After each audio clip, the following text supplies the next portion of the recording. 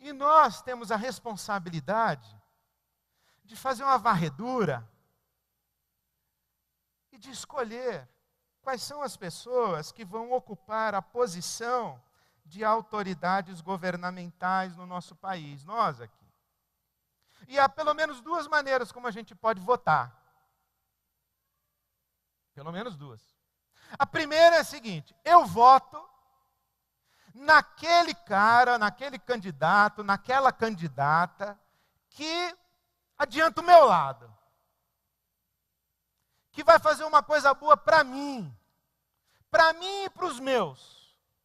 Eu vou votar nesse candidato que vai trocar o telhado da minha congregação, eu vou votar nesse candidato que vai vai doar o sistema de som para a minha igreja, eu vou votar nesse candidato que vai dar para a minha igreja uma secretaria, eu vou votar nesse candidato aqui que vai favorecer a minha entidade de classe, eu vou votar nesse candidato aqui que ajudou lá o meu bairro. E os meus interesses. Acontece que, se eu estou entendendo bem, assim como a autoridade está posta na sua função, e foi ali conduzida, foi para aquele lugar conduzida, para administrar os bens segundo o interesse coletivo, não governar para uns ou para outros, ou para favorecer estes ou aqueles. Assim como a autoridade está lá, para, no nosso caso, que vivemos num regime democrático, republicano, a autoridade está lá para administrar a res pública, a coisa pública. Os valores, não só econômicos, os valores todos que as autoridades governamentais têm nas mãos, são públicos, não pertencem às autoridades, são públicos. Também o nosso voto é um valor de interesse público.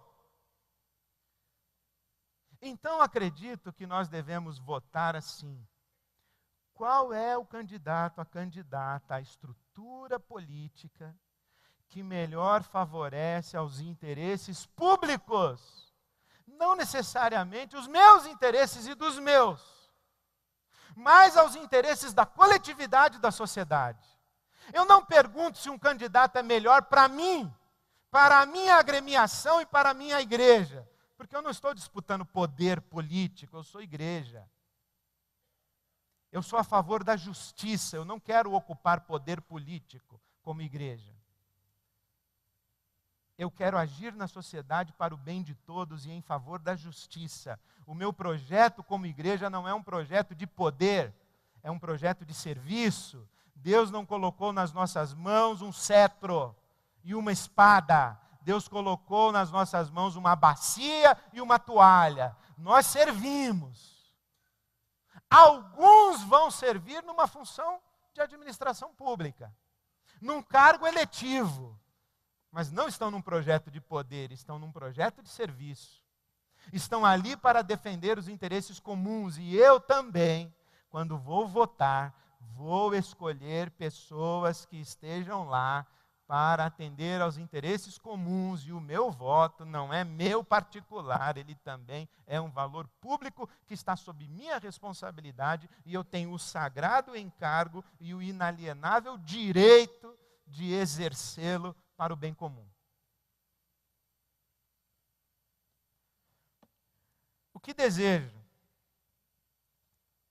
Eu desejo que esse momento de eleições ou pré-eleições seja suficiente para nós aprofundarmos a nossa reflexão política e aprofundarmos a nossa compreensão de como a palavra de Deus nos orienta ao exercício da nossa cidadania.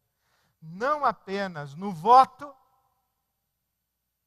mas no dia a dia da nossa presença como cristãos, cidadãos desse país. Nós temos uma dupla cidadania, diz o apóstolo Paulo aos Filipenses. Nós somos cidadãos dos céus, mas também somos cidadãos brasileiros. E como vamos viver a nossa cidadania celestial? Promovendo na nossa cidadania histórica os valores da nossa pátria celestial, aquilo que chamamos de reino de Deus. Nós estamos a serviço do reino de Deus. Então eu faço um apelo aos senhores: exerçam com uma gratidão a Deus esse sagrado encargo do voto. Participem do debate político. Como disse Desmond Tutu, não há nada mais político do que afirmar que religião não tem nada a ver com política.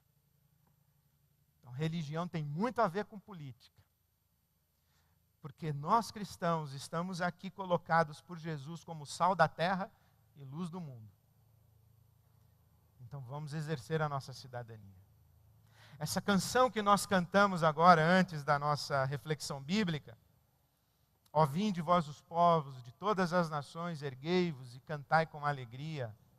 Ó vinde todos, sabei que em breve vem um novo dia, um dia de justiça, um dia de verdade, um dia em que haverá na terra paz, um dia em que será vencida a morte pela vida e a escravidão enfim acabará. É tempo de romper a vil escravidão que em vós exercem homens ou ideias. É tempo de dizer que só Deus pode ser o único Senhor da humanidade.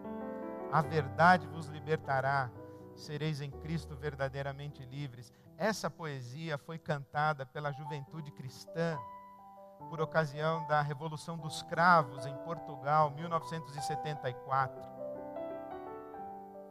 Revolução dos Cravos, em que um florista saiu às ruas de Lisboa, colocando um cravo no cano do fuzil de cada soldado. E os jovens cristãos saíram pela rua cantando: há de chegar um dia de liberdade, de plena liberdade.